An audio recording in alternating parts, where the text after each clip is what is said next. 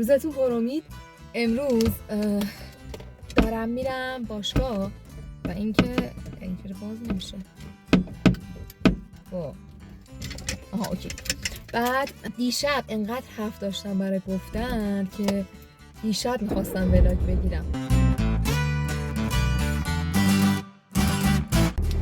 امروز باید بریم گریپ هم بگیرم چون گریپ دستم خراب شده. چرا درآوردم که دوباره بذارم نمیدونم.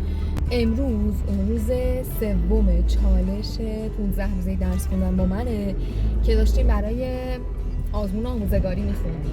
هر کسی یه برنامه داره برای خودش و هدفی رو درست کرده که داره اون رو پی میگیره.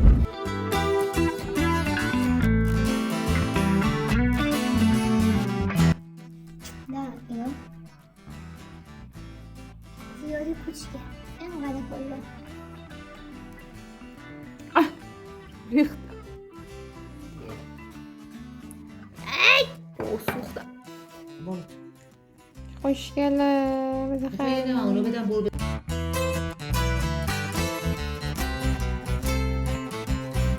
آقا دیگه گفتم براتون اینجوری وایس بگیرم که دیگه اومدم بالا و شروع کردم به درس خوندن چون با توجه به زمان محدود و منابع گسترده‌ای که داریم اگرم بخوایم فقط تست بخونیم که دوره کرده باشیم باید با دقت خون چون سالها خیلی مشابه هم و نزدیک به همه.